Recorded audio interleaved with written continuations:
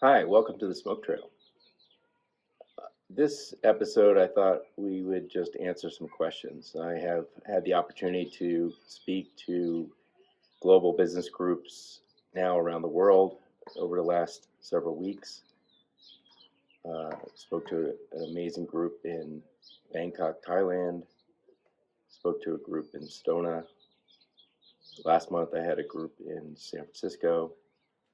And between those live sessions and some of the questions I've gotten from the Smoke Trail from the first 15 episodes, we had a number of questions. So I kind of consolidated the questions, and I thought I'd work through some of them today and see if we can't clear a few things up. So the first one is meditation for leadership. How can leaders fit meditation into their busy schedules? What benefits have you seen? So I get this question a lot. I actually was talking to one CEO after my talk last week, who said, "Yeah, it sounds good, but like, what is the real benefit?" And something came to me that I thought was useful and seemed to be very useful for that person to understand. And that was that if you ask yourself the simple question is, are you better or worse off if you can make decisions without emotion? So whatever it is, a irate customer, a employee who's got issues, an investor who's putting pressure on you, you're bored, competitors doing something in the marketplace, all the things that happen running a business, running a company, or frankly just being alive, right? All the things that happen in our day-to-day functioning. The question is, would we be better off if we had a moment to think and make a decision with or without emotion? So it doesn't mean that emotions don't come up. For all of us, they do. That's part of being human. But if we can take a moment and we have a gap between the stimulus, whatever the situation is, and the response, which is what we do, and filter out the emotion and just look at what are all the options, I think everyone can agree that we'll come to a better decision. So I bring this up in the answer to the meditation because a direct result of building a meditation practice and getting good at it is your ability to separate yourself from the emotions that you're experiencing, the thoughts that are coming up, and your response. So in meditation, and this is not a course on meditation, and there's certainly a lot of ways to get there, but the basic premise is you get to a point where your mind is calm and you just become the witness to your thoughts and emotions. And once you get there, you observe them. You can say, "Oh, that's a good thought, swipe left. That's not a good thought, swipe right." So that's a good emotion. That's not emotion. And I don't mean good and bad. I mean something that would serve me right now. So if we are able to have that little gap between stimulus and response and make a conscious choice, then we've got incredible power. Think about the power that you have if each of us, if we could make choices, make decisions in responding to every stimuli, no matter how stressful it is, without emotion and with that kind of contemplative, calm mind. That's really what meditation does for leadership and for anyone. And I think it's extremely valuable. I may get into kind of methodologies and ways to get there, but I think that's probably enough on that question. So let me go down to another question. Shifting team mindsets. What are ways leaders can help their team stay optimistic during tough times? I guess that's a good question for this, but again, I think it ties to the first one, which is being able to think and be calm in tough situations. So the one thing that separates really strong leaders in tough times is their ability to remain calm when everything is crazy and all the environment is hectic. And typically, team members are looking to the leader to be that calmness in the storm. So to the degree you have kind of mastery of your own emotions and thoughts, and you're able to stay calm in tough situations, that will be something that reverberates dramatically with your team. So when things are tough and you can stay in a calm place, it spreads to your teammates. And so when a leader isn't able to do that and they panic or they get reactionary, it's very obvious to everyone else. And it becomes very difficult for the team to stay cohesive, to stay optimistic. So I think it's directly tied to that first one. Transforming team dynamics. Can you share examples of how conscious leadership changed team culture? I think, again, building on those first two, to the degree as a leader, you're able to demonstrate through your beingness calm and thoughtful responses to all situations, that spreads. And so the team dynamics becomes the way they follow. And literally, I've been in situations where I had a leader who was not like that and was very emotional and got really aggressive when things weren't going that person's way, and all it did was make everybody stressed out and everybody aggressive. So it became like the team was not cohesive. So if you think about it, as the leader is, so shall the team be. So your calmness, your ability to remain present and non-responsive gives strength to everyone around you.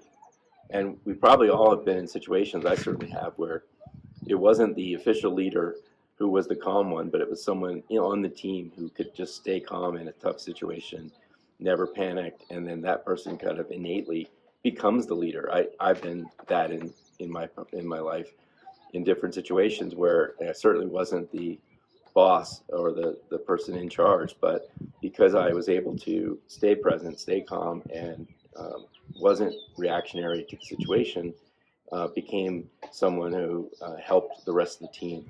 So any of you, whether you're in a leadership position or you're aspiring leaders, if you can cultivate this presence of mind and this contemplative state where you are not reactionary, you're not a robot, you're not an animal that's just responding to stimuli, you are able to make choices based on the best information you have, knowing that we never have full information.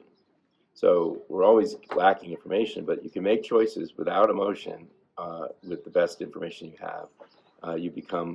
That's how you become a leader. So the next question is on journaling and gratitude in leadership.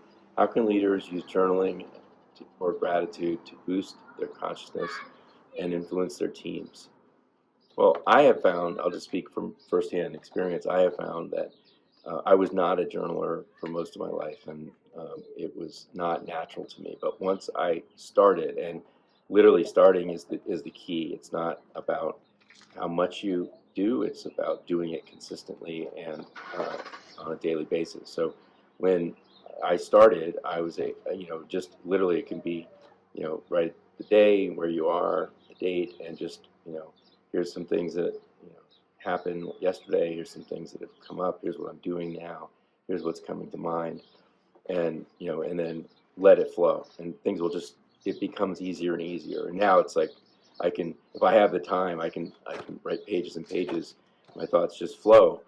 But what I think it does is it helps you with perspective. If you can write down situations and circumstances and things that have come up for you in the last day or so that have been good, bad, indifferent, doesn't matter, just kind of get them down, and how you responded to it. It helps with perspective. It helps you get this contemplative kind of viewpoint, and I think it gets it out of your head and onto a piece of paper, which I think is key.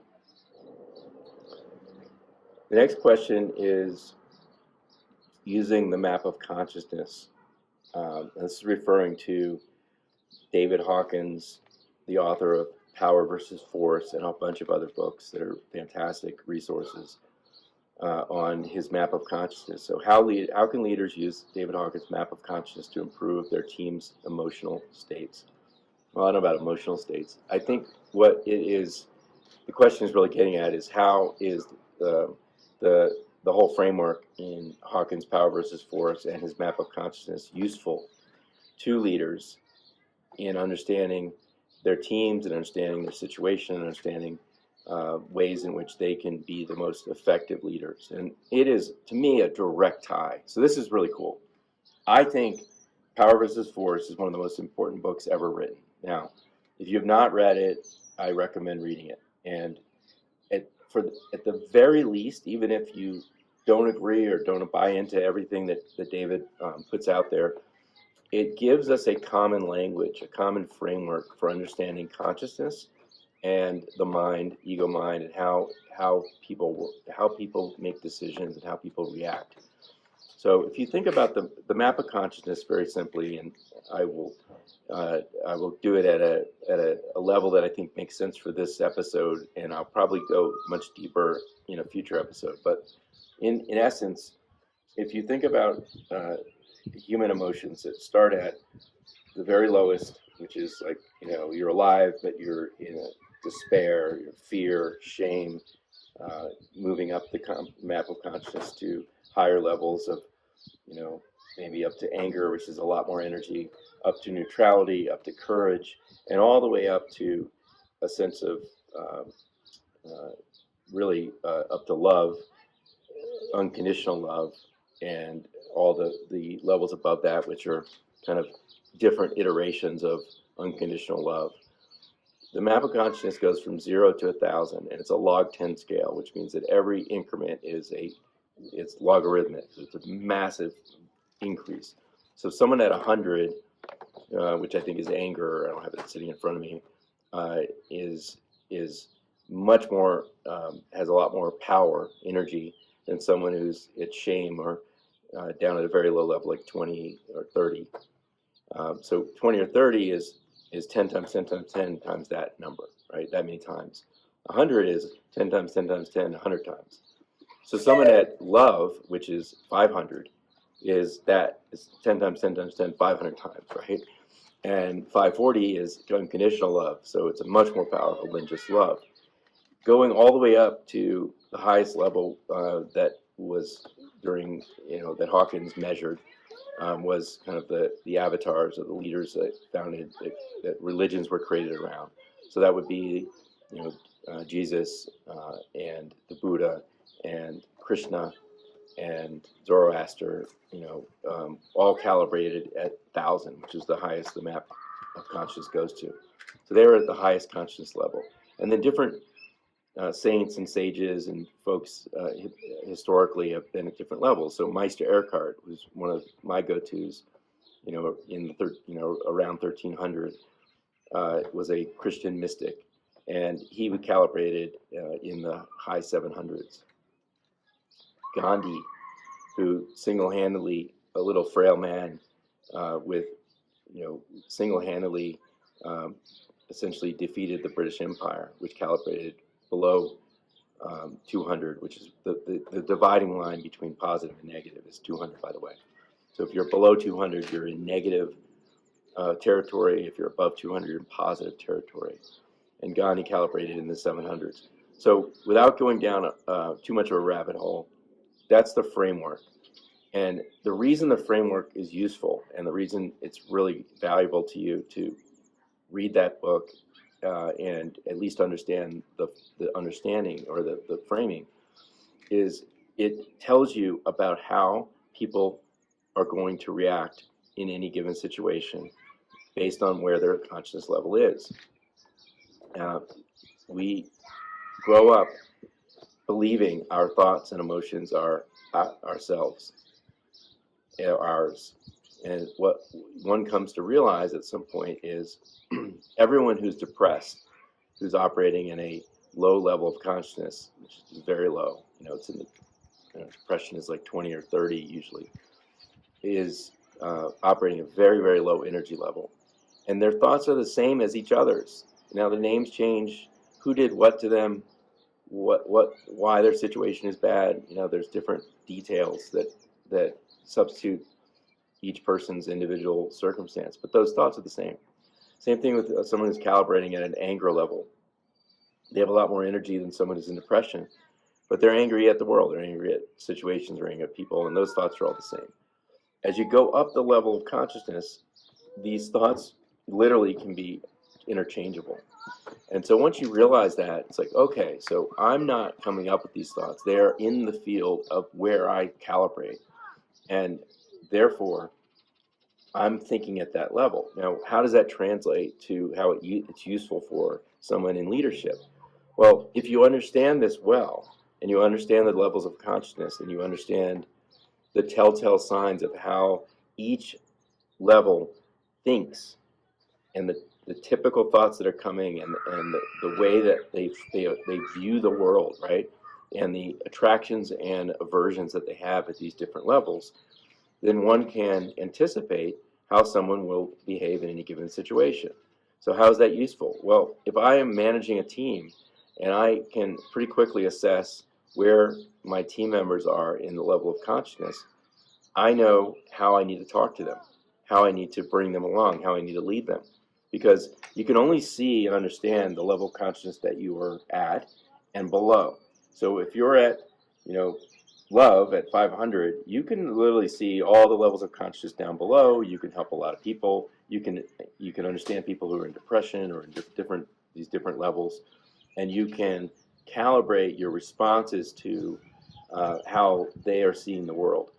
But you can't see above you. So it's really interesting. So I say this with all humility, but the more I grow in consciousness, the more I understand, the more I know I don't know. And that is, I'm aware that there are levels above me at all times. So it's really an interesting thing. Like, the more conscious you get, the more clear it is that there's always more, right? There's more awareness, there's more context.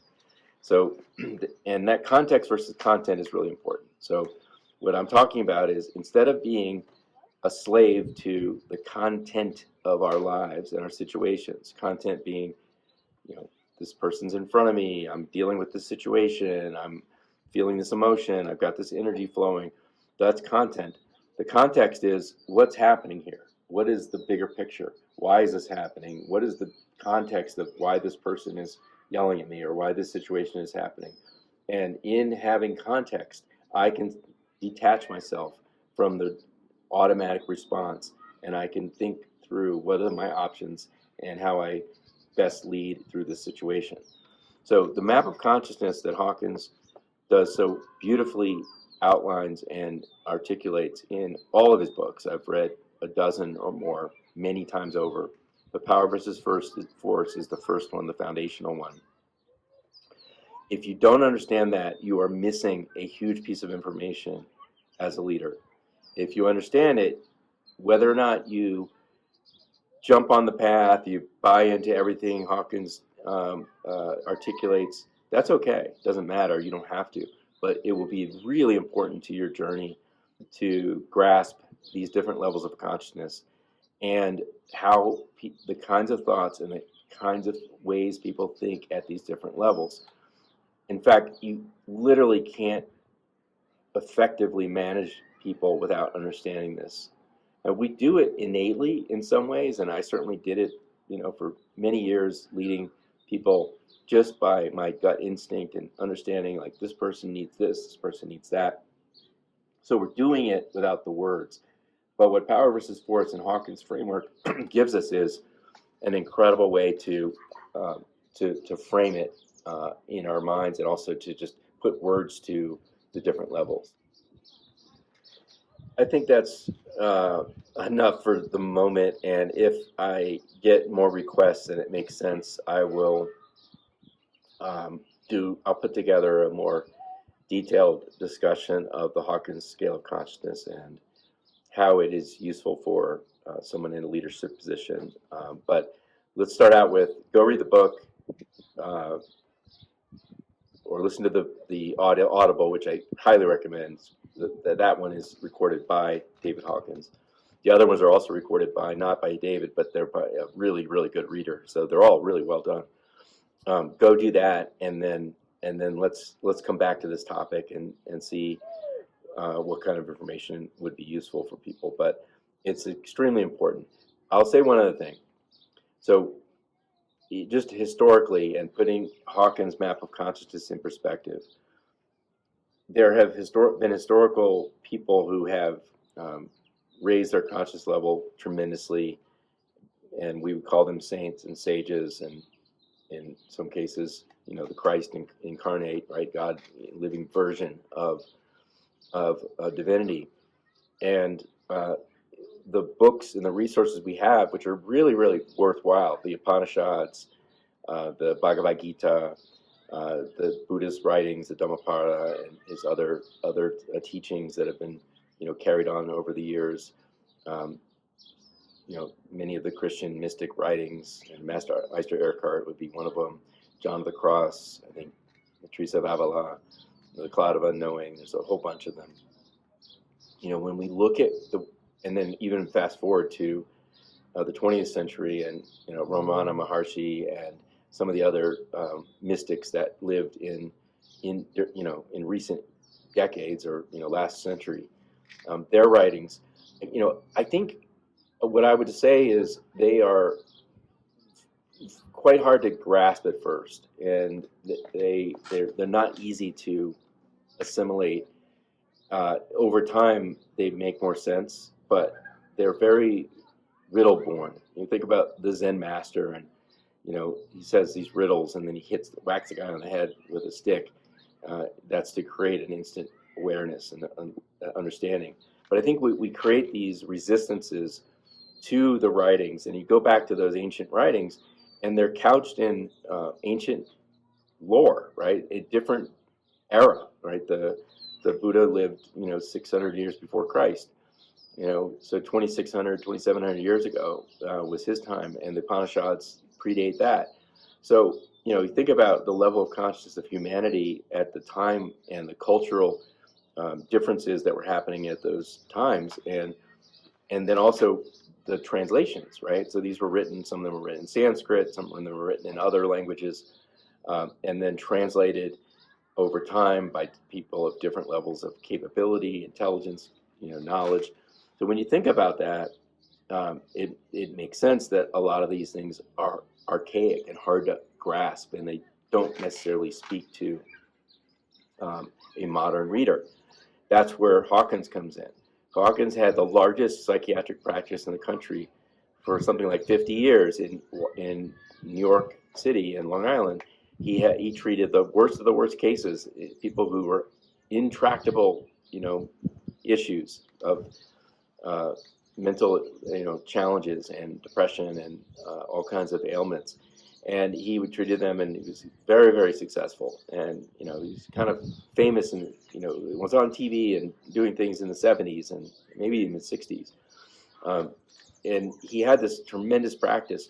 So he's a guy who started out at a fairly high level of consciousness, became a psychiatrist, built a big practice, dealt with human ego-mind issues every which way, super knowledgeable in Freud and Jung and all of the traditional teachings of psychiatry, and then broadly medicine and all that, and then became fully enlightened. So he moved out of he got rid of his practice, sold it, moved to Sedona. I think he says he lived for a decade without really, talking to the outside world, just in this enlightened state, and then realized with his knowledge and now his enlightened state, he had the opportunity to frame consciousness in a way that no one had ever done before. And that became his dharma, that became his mission. So in Power versus Force, which was his first book, it was really groundbreaking in how he really mapped people's ego mind states of being to consciousness levels and then calibrated them on a power scale. So without getting into more detail, it is a extraordinarily important work of a piece of work, and advances our understanding of consciousness at a level that no one had ever done before. And I can't emphasize enough how important this is, at the very least, so that you understand the framework. The framework is really important. And you can, again, buy into all of his findings or not. That is actually not required to understand the framework and it to be very useful for you. So that's my not going into detail on Hawkins' Power versus Force. I spent more time on it than I had planned, but I think it's that important. Okay, so on to a couple more questions, and then we'll wrap this up, and I'll do more of these if they're useful. Clearing emotional baggages. How do emotional blockages impact leadership, and what can leaders do to clear them? Okay, so I call them emotional energy hairballs. This is when we experience something, it can be good or bad, but let's just talk in terms of trauma and bad things, and we don't fully process what happened. When we don't finish a process, when we don't complete an experience, it remains undone, and it stays in our subconscious. Now, our subconscious, many of you have heard this, but I would say, I've heard 10, our awake mind, our conscious mind is like 10%, 90% subconscious. I think it's a lot higher than that. I'm going to say 1% is our awake mind, and 99% of the power is in our subconscious mind. So what does that mean? Our subconscious mind is the power that's connected to divinity. It's actually can manifest anything in this world. It's creating our reality. But it's the subconscious. Our conscious mind is the one I'm talking to you with. So I'm here, I'm present, I'm speaking to you, and I'm awake, and I'm conscious, and I'm aware of it. And I'm aware that I have this giant power below the surface. So uncovering what's in there is about understanding that, and then understanding how to program it. So waking up is about kind of this process. And I say, and I know I got that, I think, from Ken Wilber, but there's others. Anyway, we all have to grow up, clean up, and wake up in this life. So what do I mean by that? Growing up is that. It's, taking responsibility, as as an adult person in this world, and some take longer than others. Some people never grow up, but, I'm talking to probably an audience that is grown up or growing up very quickly. Cleanup is about that subconscious mind. And so when you ask about clearing emotional blockages, what I'll refer to is the emotional energy hairballs that are stuck inside, that are stuck in your subconscious, that need to be cleaned up. Some refer to the subconscious as karma. I won't go down that path, but that is also where it is, because it's going to keep coming up. Whatever situation you didn't resolve, it's going to keep coming up in different ways until you resolve it.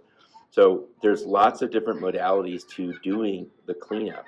But I guess the simplest way to think about it is, first we have to want to do this. So once we decide that, it's kind of the spiritual will. I want to raise my consciousness. I want to clean up what's in my shadows. You've heard shadow work. Well, shadow work is simply that. It's what's in my subconscious. It's uncovering those things.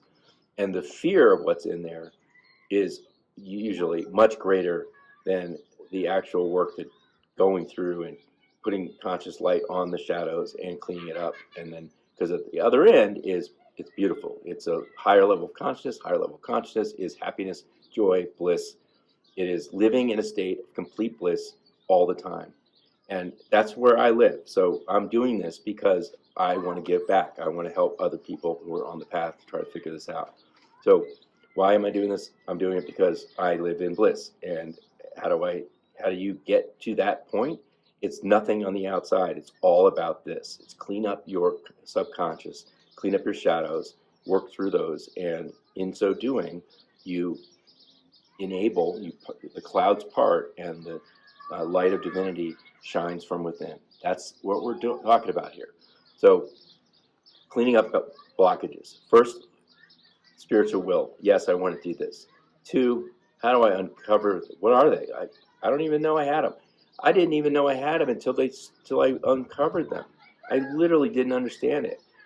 You might be in the same boat. Like, I'm fine, I'm doing great, but like, yeah, I have some issues, but I don't really know what they are. Okay, there's lots of different ways to get there. Therapy will take you so far. I think therapy is a good thing for people, and people that haven't done it, fine.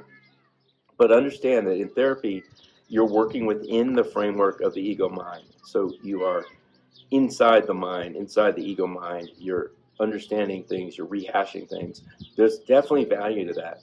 But therapy will never get beyond that. So it's like it's transcending those issues. It's actually, so therapy can help surface them, that can be useful. I think there are other modalities.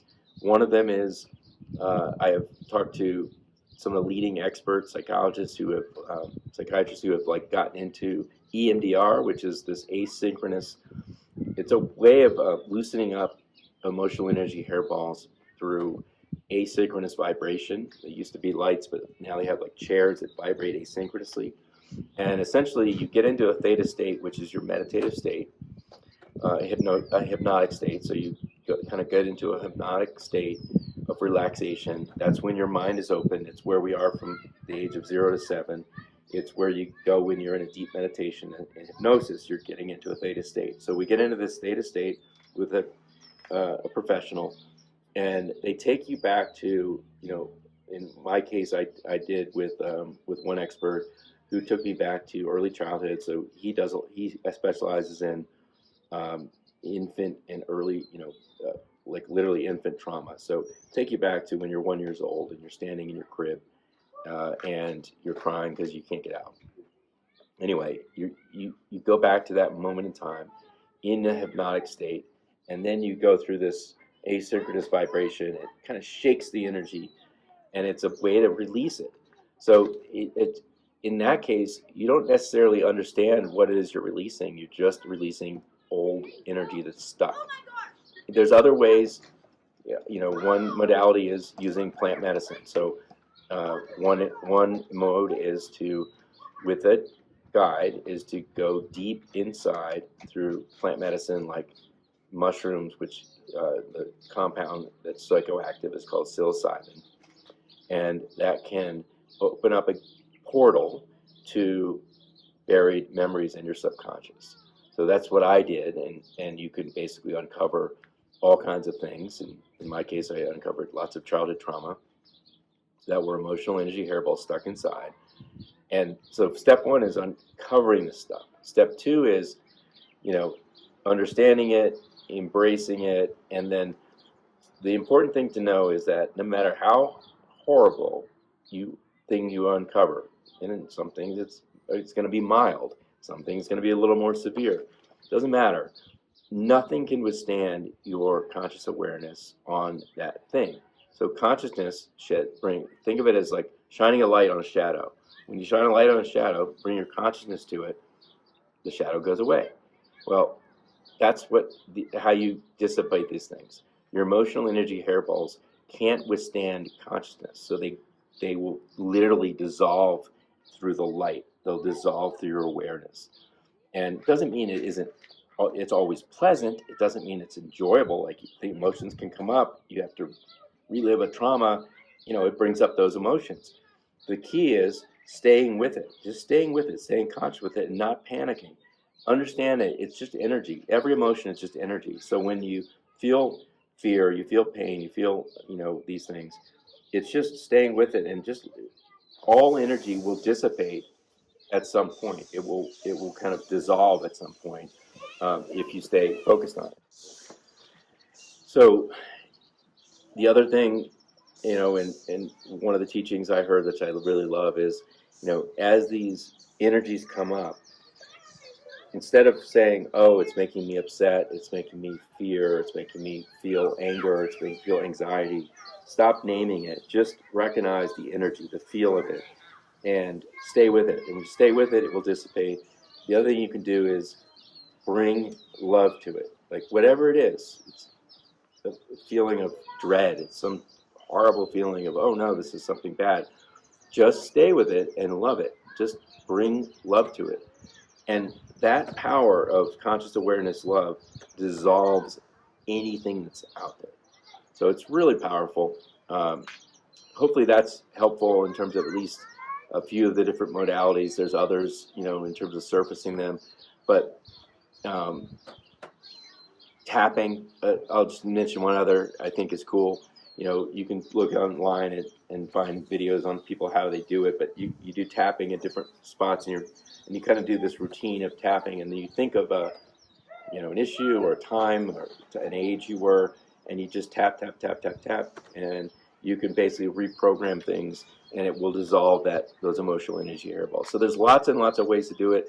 If this is useful information, I'm happy to dig deeper, and I can also, bring in different resources for discussion about how they go into these different modalities. I've been on a mission to learn them and to experience them and to be able to share them with people, not to do them I'm not a practitioner, but so that I can help point people in direction that can be helpful to them, because not every modality is going to be right for you. It's got to make sense. You got to have the right, when you pick one, pick the best resources, and then when you do it, just be aware of there's lots of other ways to do it. So, but there's not like a wrong answer here.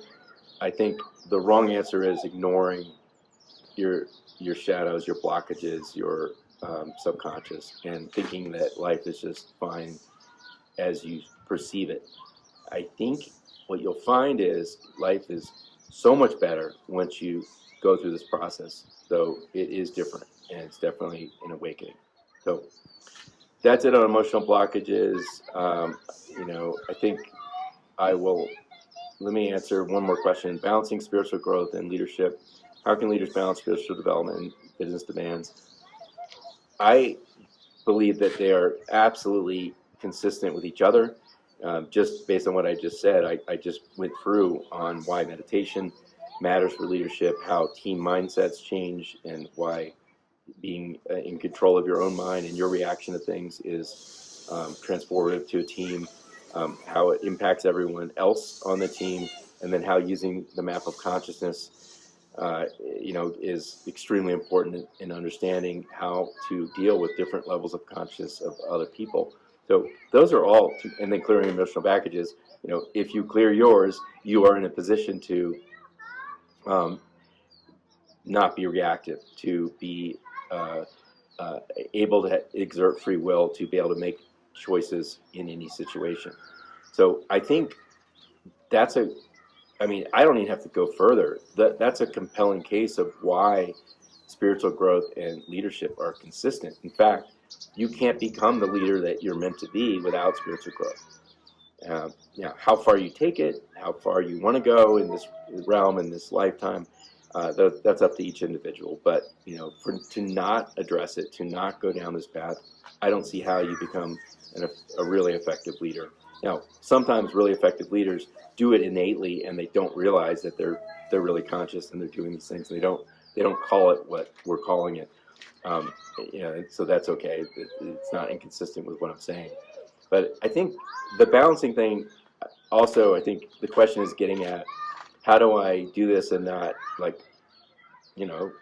go off the deep end and lose everything that I worked for? Well, what I would say is it goes in waves, and think of it as like a sine curve that's on a trajectory.